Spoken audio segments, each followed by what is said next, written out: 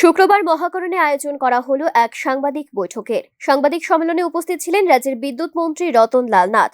সাংবাদিক বৈঠকে তিনি জানান, গত মে মাস থেকে সাধারণ গ্রাহকদের যে বর্ধিত বিদ্যুৎ বিলের বোঝা তৈরি হয়েছে তা এখন থেকে রাজ্য সরকার 100% বহন করবে। মন্ত্রী জানান, এই বর্ধিত বিলের ক্ষেত্রে বিভিন্ন সংস্থার অংশীদারিত্বও রয়েছে। বিশেষ করে বিএসএনএল এবং রেলওয়ের মতো সংস্থার ক্ষেত্রে বর্ধিত বিলের 15% বহন করার বিষয়টি উল্লেখ করেন তিনি। অর্থাৎ অতিরিক্ত সম্পূর্ণ বোঝা নিজের কাঁধে তুলে নিল। এটা কোনো সাধারণ প্রশাসনিক সিদ্ধান্ত নয়, এটা একটা বার্তা।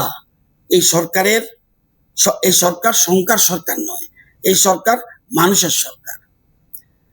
মাননীয় প্রধানমন্ত্রী শ্রী নরেন্দ্র মোদীজি সবকা সাথ সবকা বিকাশ এই মন্ত্রকে সামনে রেখে মাননীয় মুখ্যমন্ত্রী ডক্টর মানিক শাহের নেতৃত্বে গতকাল রাজ্য মন্ত্রিসভায়, আমি ইচ্ছা করলেও পারি না, রাজ্য মন্ত্রিসভায় অতিরিক্ত বর্ধিত মাসুলের 100% সাবসিডি দেওয়ার সিদ্ধান্ত গ্রহণ করা হয়েছে।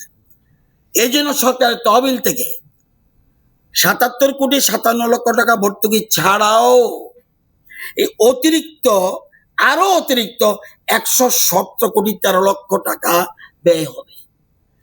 এটা ত্রিপুরা রাজ্যের ইতিহাসে এই প্রথম 100% ভর্তুকি কোন ভারতবর্ষের কোন সরকার দিয়েছে বলে আমার অন্তত জানা নাই।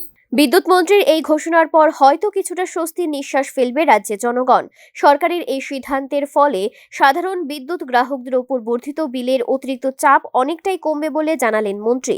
বিগত কয়েক মাস ধরে যে চাপ ছিল বিদ্যুতের বিলের, এখন হয়তো তা অনেকটাই লাঘব হবে গোটা ত্রিপুরা রাজ্যে। Bureau report, news now.